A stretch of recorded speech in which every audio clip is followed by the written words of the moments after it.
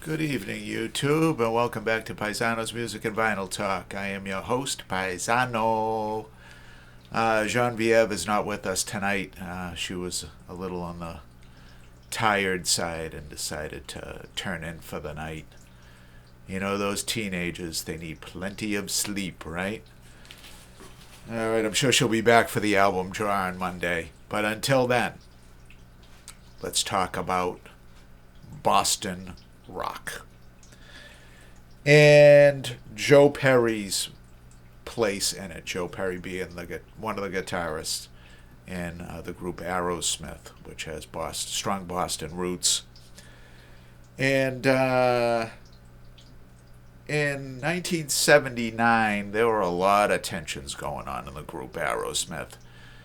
And Joe Perry, I don't know if he had,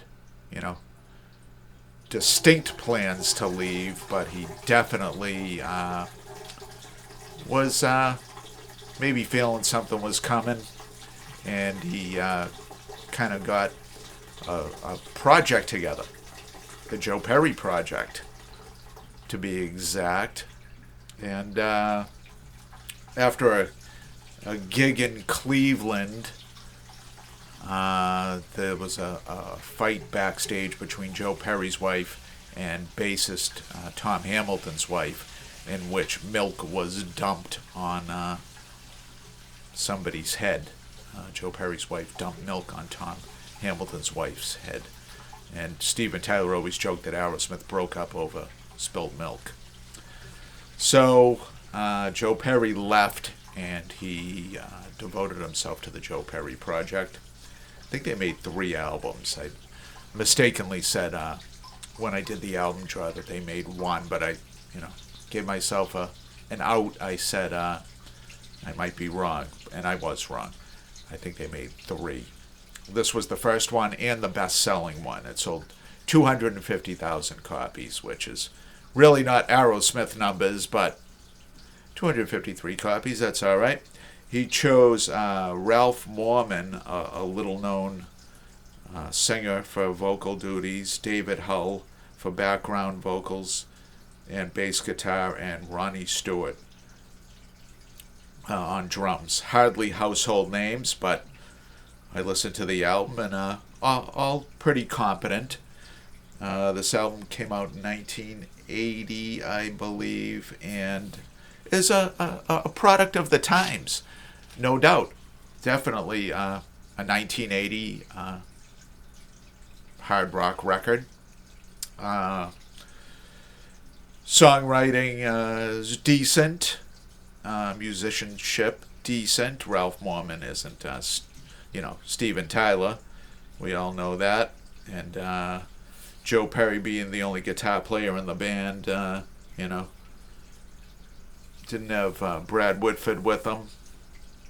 And Joe Perry actually takes lead vocals on Conflict of Interest, which is the second song in on side 1. Joe Perry always had he didn't have a great voice, but he had a voice that was good for rock and roll. He used to do some background vocals with Aerosmith from time to time. He'd step up to the mic and belt out a few lines and then go back to just playing the guitar. But this was a very good sounding album, produced by Jack Douglas, who was produced many of Aerosmith's great albums in the 1970s. Definitely a very good sounding record. Definitely one of the things that struck me was the production. Outstanding. And I looked at it, it was Jack Douglas, and I said, no wonder. He did it with Joe Perry. They both have co-production credits on here. Let's go. The Joe Perry Project was doomed pretty much. They made a couple more albums that sold very poorly, and Joe Perry ended up getting back with Aerosmith in 1984, and they released Done with Mirrors, which was a big comeback album for them in 84, 85. And on that album, the first song on side one was the first song on side one on this album, Let the Music Do the Talking. I'm assuming written by Joe Perry. And is by far the best song on the album. And they redid it with Aerosmith. Aerosmith did a much better job with it. It's all around a more talented band, let's be honest. But Let the Music Do the Talking is a Joe Perry, song. He wrote it. He had a hand in every song on here. These are mostly his songs.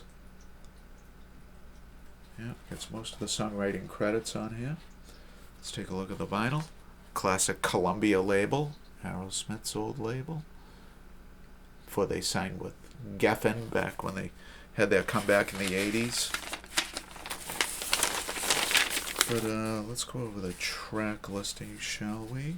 Oh, first we're going to talk about the cover. I mean, Joe Perry definitely was struggling with drugs, as was all of Aerosmith, when this unfortunate breakup happened, and he is looking a little worse for wear there. Kind of a comical album cover with him presenting the master tapes to a bunch of record executives. But he's not looking too good there. They ended up getting clean when they reformed. They left the hard drugs behind, at least for the time being. There was always rumors that especially Steven Tyler was dabbling here and there.